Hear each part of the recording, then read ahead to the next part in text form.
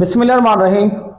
आज हम बेटा नेक्स्ट टॉपिक स्टार्ट करने लगे हैं, वो हमारे पास है साइंटिफिक नोटेशंस।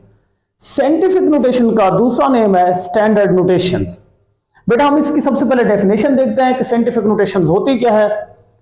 देखिए, numbers are expressed in standard form which implies power of 10।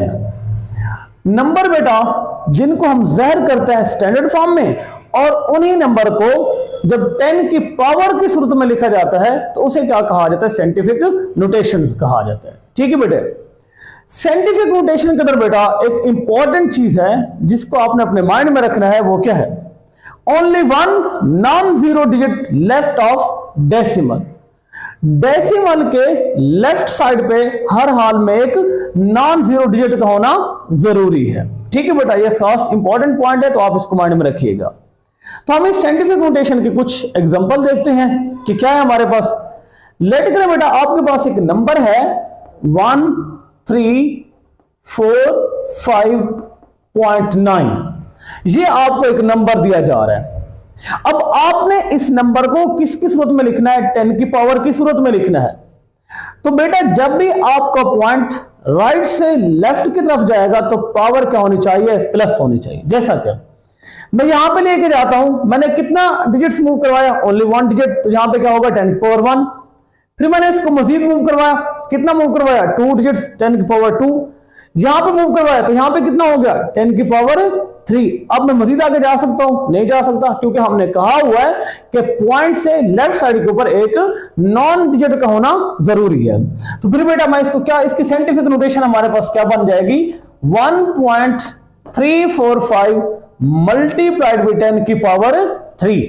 आप देख सकते हैं मैंने इस नंबर को किसकी सूरत में लिख दिया है? 10 की पावर की सूरत में लिख दिया है। तो इसे 10 की पावर की सूरत को क्या कहा जाता है? साइंटिफिक नोटेशन कहा जाता है। फिर बेटा हम इसके दूसरे एग्जांपल देखते हैं। लेट करें मेरे पास दूसरी एग्जांपल है 0.0021। ये मैंने एक दूसरी एग्जांपल ली है। अब बेटा जो हमारा पॉइंट है वो किससे किसकी तरफ मूव करेगा? लेफ्ट से राइट की तरफ। जब भी बेटा पॉइंट लेफ्ट से राइट की तरफ मूव करता है तो पावर क्या लेनी होती है? नेगेटिव लेनी होती है। मैं इसको यहां पे लेके आया, कितना बन गया? 10 की पावर -1।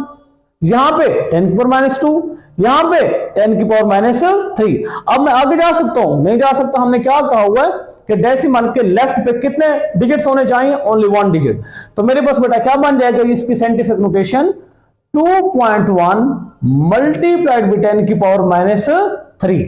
तो ये दो हमारे पास नंबर थे, एक ये और एक ये। हमने इन दोनों की क्या बना लिया? साइंटिफिक नोटेशंस बना लिया।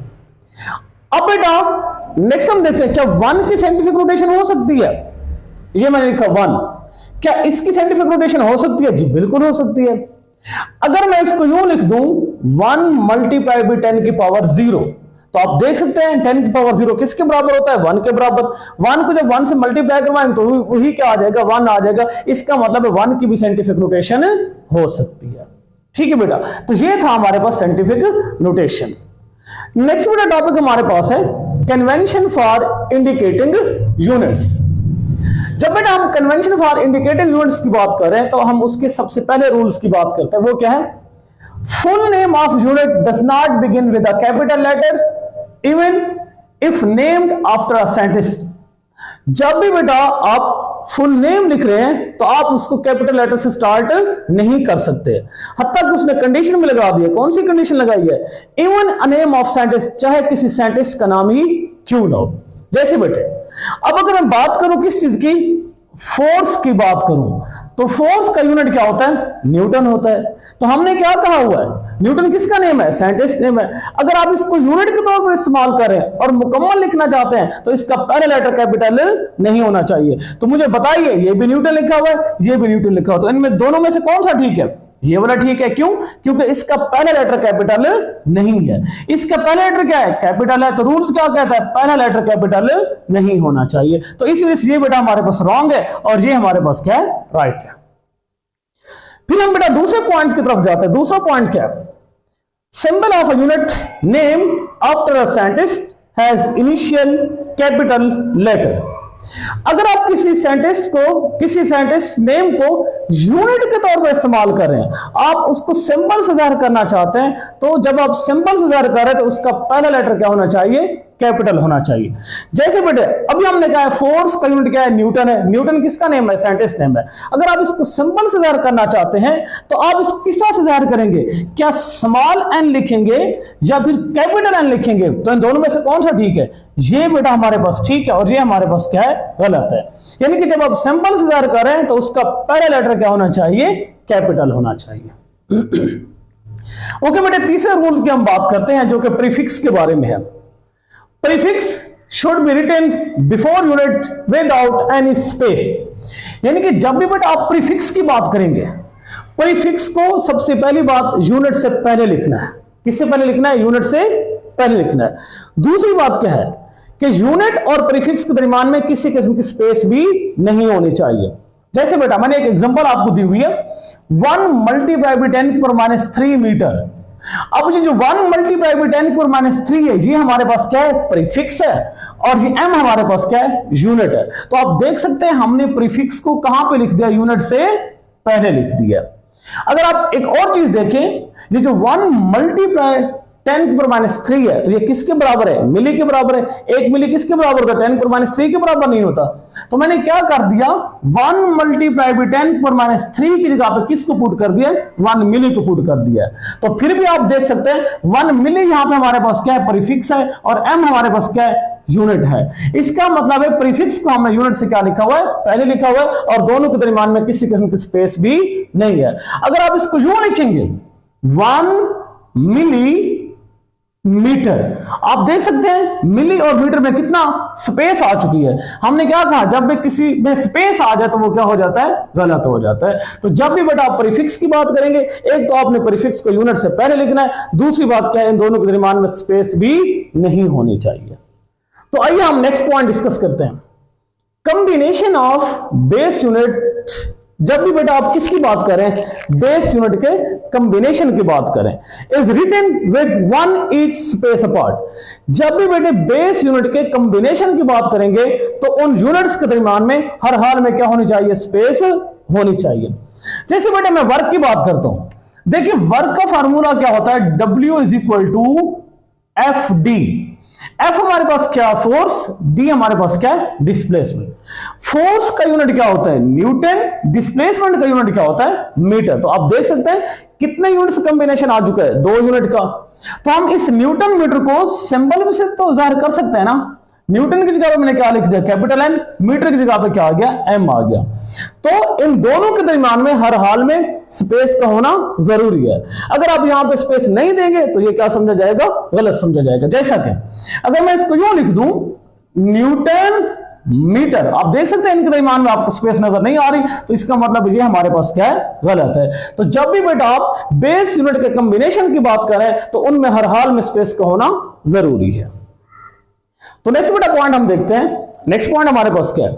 Compound prefixes are not allowed. यानी कि जो बेटा हमारे पास प्रीफिक्सेस हैं उनका 2 या 2 से ज्यादा बार आना परमिशन नहीं है, अलाउड नहीं है। जैसे बेटा आपके पास एक वैल्यूज है 10⁻⁻12 फैरेड। ये फैरेड किसका यूनिट है? कैपेसिटेंस का यूनिट है। अब देखिए क्या आप 10⁻12 को 1 मैक्रो फैरेड लिखेंगे या 1 पिको फैरेड लिखेंगे? अब अगर आप देखिए मैक्रो कितनी बार आया हुआ है? 2 बार है, यानी कि ये कंपाउंड है, तो इसका मतलब है इसकी परमिशन नहीं है। तो यहां पे कौन सा ठीक होगा? पिको होगा या मैक्रो होगा? तो हमने क्या कहा हुआ है? Compound prefixes are not allowed. इसका मतलब है ये 2 बार आए हो तो ये नहीं हो सकता। पिको कितनी बार आए? 1 बार। तो हमारा जवाब क्या होगा? 1 पिको फैरेड। और फैरेड किसका यूनिट है? कैपेसिटेंस का। ठीक है बेटा, नेक्स्ट पॉइंट हम डिस्कस करते हैं कि नेक्स्ट पॉइंट कौन सा है? अगर आपको एक नंबर दिया जा रहा है तो आपने क्या करना है? वो नंबर चाहे मिलीमीटर में है चाहे सेंटीमीटर में है, आप उसको ऐसे यूनिट में कन्वर्ट कर सकते हैं। जैसा कि a number such as 5 multiply by 10⁴ centimetre, ये आपको नंबर दिया जा रहा है। आप इसको बेटा किस में कन्वर्ट करेंगे? मीटर में कन्वर्ट करेंगे। तो आप जानते हैं इस चीज को, हम लिख सकते हैं इसे 5 मल्टीप्लाई बाई 10 की पावर 4। 1 सेंटीमीटर किसके बराबर होता है? 10 की पावर -2 मीटर के बराबर है। बेटा दोनों की बेस सेम है तो पावर क्या हो जाएंगी? ऐड हो जाएंगी। तो मेरे पास क्या जवाब आ जाएगा? 5 मल्टीप्लाई बाई 10 की पावर 2 मीटर इसका जवाब बन जाएगा। यानी कि अगर आपको एक नंबर सेंटीमीटर में दिया जाए या मिलीमीटर में दिया जाए तो आप उसको क्या कर सकते हैं? मीटर में कन्वर्ट कर सकते हैं। ओके बेटे, अब हम चलते हैं नेक्स्ट पॉइंट की तरफ, जो कि कौन सा पॉइंट है? Multiple of the base unit. When a multiple of the base unit, the power applies to the whole multiple, not only base unit. जब भी बेटे आपको कुछ इस तरह से एक वैल्यू दी जाती है, जैसे 1 किलोमीटर का स्क्वायर है, आप देख सकते हैं इस पावर आपको कहां पर नजर आ रही है? मीटर के ऊपर नजर आ रही है, बेस यूनिट के ऊपर नजर आ रही है। तो इसका मतलब ये नहीं है कि ये सिर्फ पावर बेस यूनिट के ऊपर मौजूद है, जबकि रूल्स क्या कहते हैं? ये पावर पूरे मल्टीपल के ऊपर मौजूद है। आई मीन यहां पे किलो का भी क्या है? स्क्वायर है। जब बेटा हम इसको मजीद फर्दर लिखते हैं तो मैं इसको लिख सकता हूं 1 into km होल का स्क्वायर। अभी हमने कहा है जब इस तरह से लिखा हुआ होता है तो सिर्फ पावर बेस यूनिट के ऊपर नहीं होती, पूरे मल्टीपल के ऊपर होती है। तो बेटा आप जानते हैं 1 किलो किसके बराबर होता है? 10 की पावर 3 के। जब इस 10 की पावर 3 का हम क्या निकालेंगे? स्क्वायर लेंगे तो आपको पता है पावर पावर से मल्टीप्लाई होता है तो क्या बन जाएगा? 1 मल्टीप्लाई बाई 10 की पावर 6 मीटर का स्क्वायर। तो ये था बेटा हमारे पास किस चीज का? Multiple of base unit. Last बेटा हमारे पास है कि जब भी आप किसी प्रैक्टिकल वर्क कर रहे होते हैं लैब में, आप प्रैक्टिकल वर्क में क्या कर रहे होते हैं? मेजरमेंट कर रहे होते हैं। जैसे अगर आप किसको यूज कर रहे हैं? स्क्रू गेज को यूज कर रहे हैं। आपको पता है स्क्रू गेज जो मेजरमेंट जो रीडिंग देता है वो किसके अंदर देता है? मिलीमीटर में देता है। किसमें? मिलीमीटर में। अब बेटा मिलीमीटर तो हमारा ऐसा यूनिट नहीं है, हमारा ऐसा यूनिट क्या है? मीटर है। जब हम इसका फाइनल रिजल्ट लिखेंगे तो हम फाइनल रिजल्ट मिलीमीटर में नहीं लिखेंगे, हम मिलीमीटर को हर हाल में कन्वर्ट करेंगे मीटर में। आई मीन इसका फाइनल रिजल्ट ऐसे यूनिट में लिखा जाएगा। ठीक है बेटा, जब भी हम किसकी मेजरमेंट कर रहे होते हैं? प्रैक्टिकल वर्क की मेजरमेंट कर रहे होते हैं। ये था हमारे पास कौन सा पॉइंट? लास्ट पॉइंट था। अब बेटा कुछ एमसीक्यूज के हवाले से मैंने आपको एक टेबल दे दिया है, आप इसको भी अच्छी तरह से रीड करेंगे क्योंकि इसमें से एमसीक्यूज लाजिम पूछे जाते हैं। अब जैसा कि ये बेटा प्रीफिक्स है, ये उसका सिंबल है, ये क्या उसका फैक्टर है। अगर आपको एक प्रीफिक्स दिया जाता है हेक्सा, इसका सिंबल क्या होता है? कैपिटल ई, और फैक्टर क्या बनता है? 10 की पावर 18।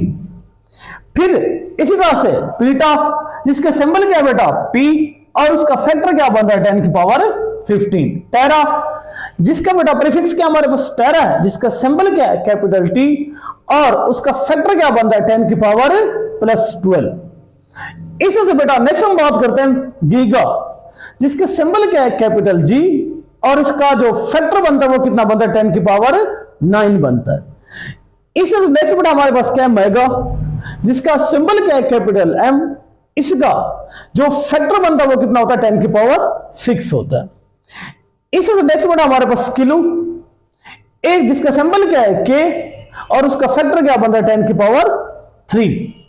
नेक्स्ट बेटा हमारे पास क्या है? हेक्टो, क्या है? हेक्टो, जिसका सिंबल क्या होता है? एच, स्मॉल एच, और इसका फैक्टर कितना होता है? 10 की पावर 2। ये सारी वैल्यूज हमारे पास क्या है? प्लस में लिखी हुई है। एग्जैक्ट एक और भी वैल्यूज होती है जिसे हम क्या कहते हैं? जीटा कहते हैं। क्या कहते हैं बेटा? जीटा। जीटा किसके बराबर होता है? 10 की पावर 21 के बराबर होता है। ये सारी वैल्यूज आप यहां से देख सकते हैं। कहां से? हेक्टा से लेकर जीटा तक ये सारी वैल्यूज मैंने किस में लिखी हुई है? प्लस में। अगर आप इससे नीचे देखें, जैसे हमारे पास क्या है? डेसी, जिसका सिंबल क्या है? डी, और पावर, इसका जो फैक्टर बनता है पावर फैक्टर वो कितना होता है? 10 की पावर -1। इससे नेक्स्ट बेटा हमारे पास क्या है? सेंटी, जिसका सिंबल क्या है? सी, और इसकी पावर फैक्टर कितना है? 10 की पावर -2। तो बेटा आप इस टेबल को अच्छी तरह से देख लेंगे क्योंकि ये एमसीक्यूज के लिए क्या है? इंपॉर्टेंट है। तो उम्मीद है आप लोगों को समझ आ गई होगी। थैंक यू बेटा, खुश रहें, अल्लाह हाफिज।